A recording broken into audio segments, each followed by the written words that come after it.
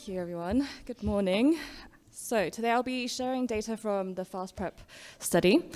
And great. So just firstly, why do we care about this population?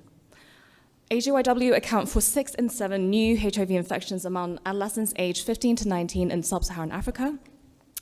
And Fast PrEP is based in South Africa, so South Africa still has the largest HIV epidemic in the world.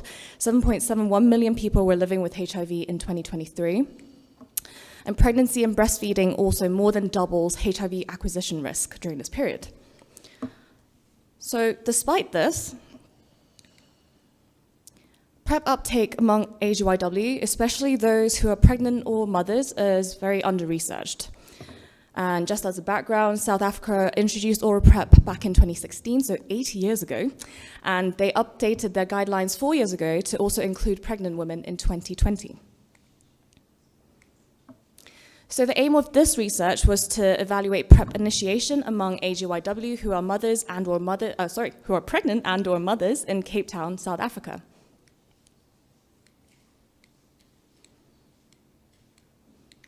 What am I aiming at?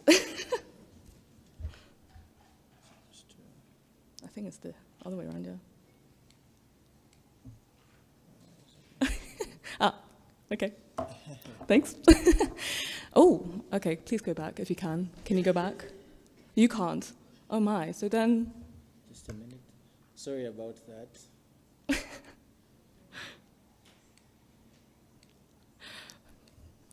Just let the slides talk for me now, shall I?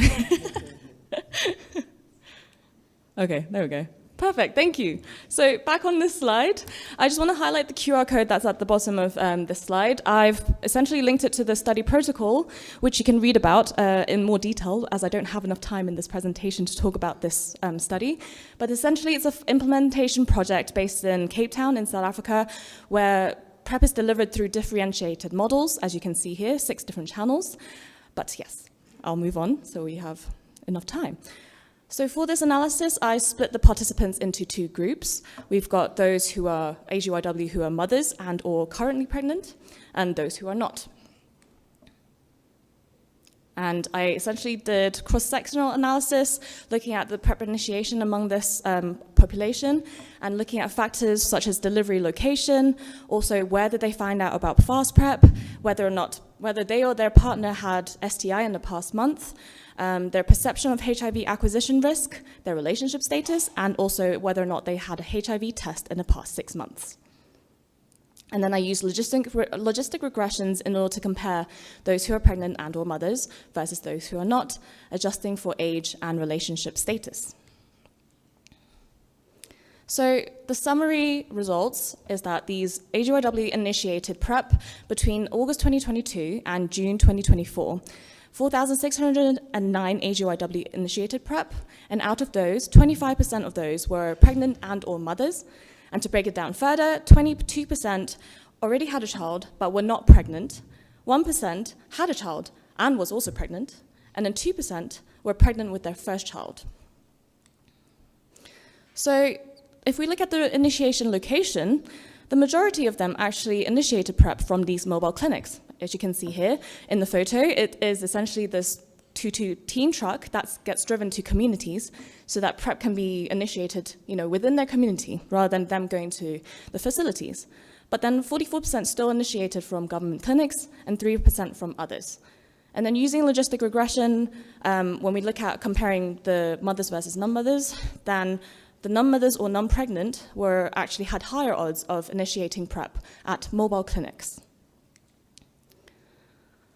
So then again, when we're comparing the AGYW who are pregnant and or are mothers already, they had higher odds of higher perception of HIV acquisition risk, and having had a HIV test in the past 6 months, also having an STI or their partner having an STI in the past month, and also learning about Fast PrEP through Fast PrEP champions, who are essentially peers who are PrEP experienced, and they disseminate information about Fast PrEP through, in person or through social media.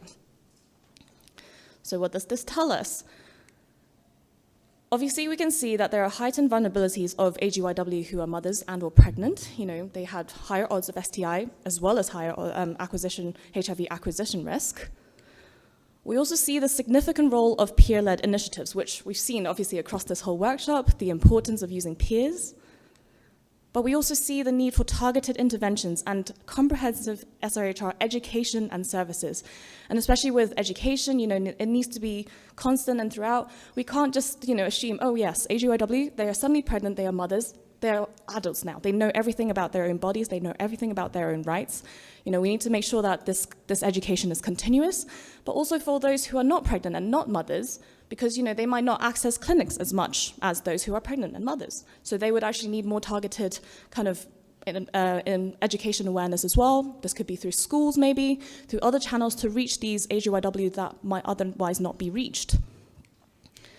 And obviously we need to develop strategies that are targeted, that address the unique circumstances of AGYW who are mothers and are pregnant, because I think we've heard again in this workshop, all these groups are unique, they have unique needs.